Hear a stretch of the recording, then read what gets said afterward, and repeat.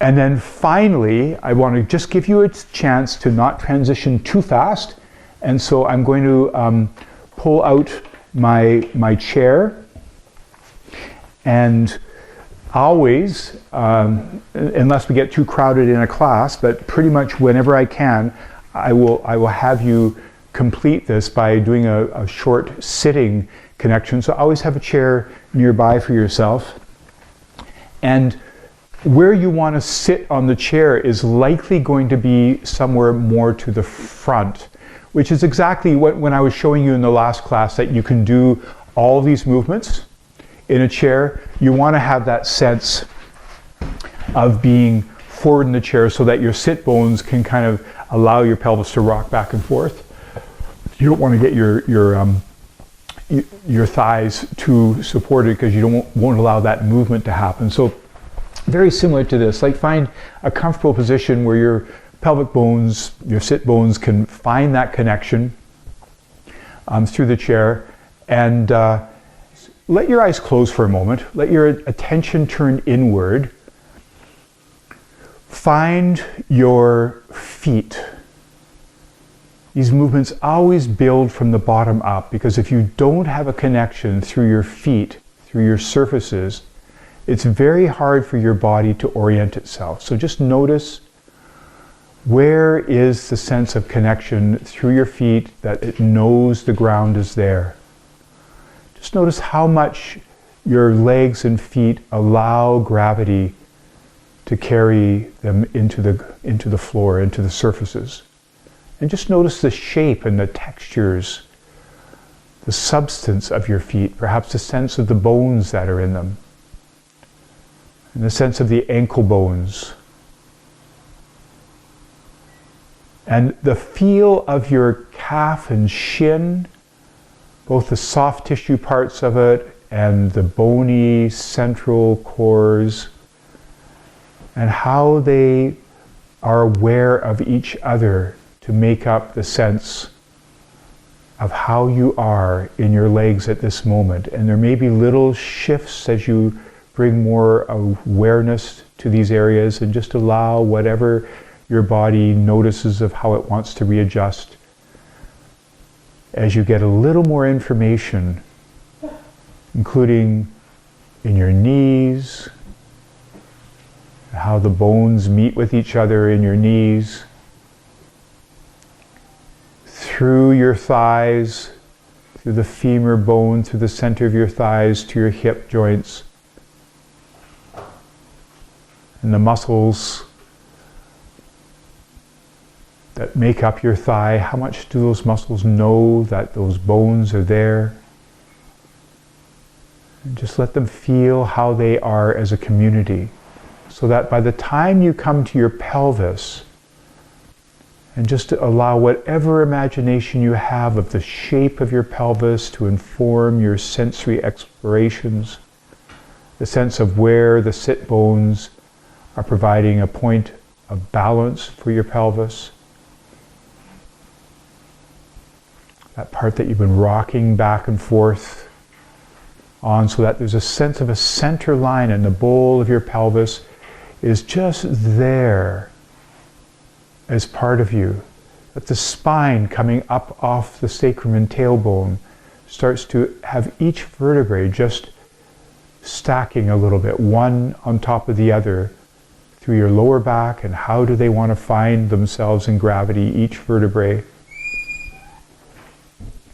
How they meet with the ribs as they stack themselves up through your torso, and how each of the ribs just has its sense of connection,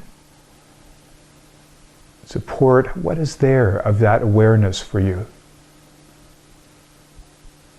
What's it like to just think of them being connected, the ribs and each of the vertebrae, so that as they make their great arc around to the front, that there's this connection to the spine, each one up in between your shoulder blades and up to the top of your rib cage.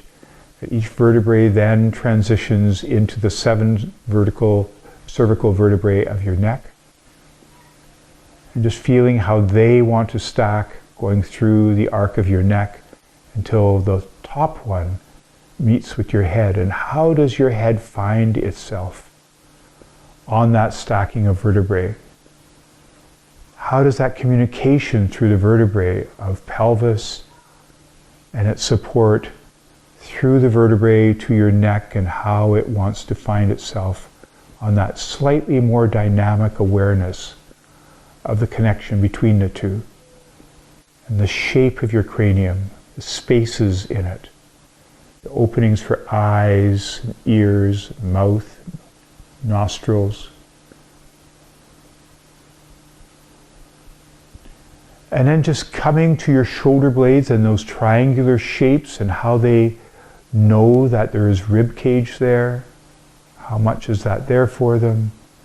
That your collarbones coming around to the front have a chance to perhaps know a little bit about the fact that there's rib cage there.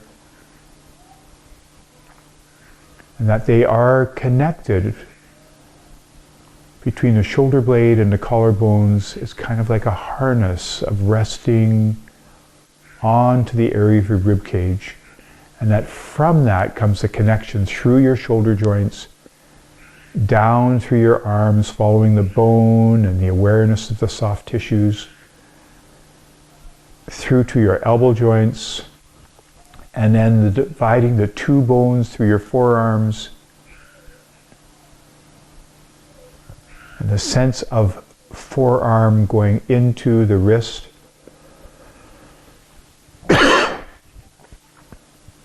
And then coming out into the bones and the tissues of the hands. And each finger has its own awareness. And then if you just open up your awareness just a little bit to take in the field, the sensory field of the whole of you, that as an organism, this is the space you take up. That there is a sense that perhaps there is a breath that moves through the center of this. And where is that breath in this moment? What's it like to allow your breath to be aware of the sensations of its own breathing, and to just be present, however big or small that breath is, to what's there of its own self-awareness. And to feel how that space that you take up, breathing and bone and soft tissue, has an outer definition of the molecules of air, the energetic awareness of the world around you, gently vibrating up against each of your skin surfaces, your fingers and arms, wherever else you may feel that. And that not just the vibrating molecules of the aliveness of air, but any sound, the gentle hummings or anything louder, all are coming through a vibration and washing up against you and giving you more of a sense of the you that is present in this physical sensory space in this moment to the world that is there. And just to feel through that vibrating ocean of molecules and sounds that you're taking up a place in this universe. And just allow yourself to feel how you are in this place, in this moment.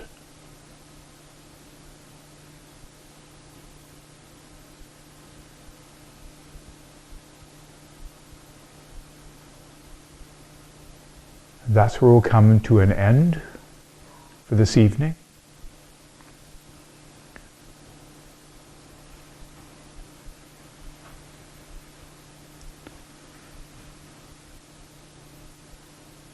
And to see how much you let that carry you through the rest of the evening, and to revisit it through the rest of your week. And I'll see you next time.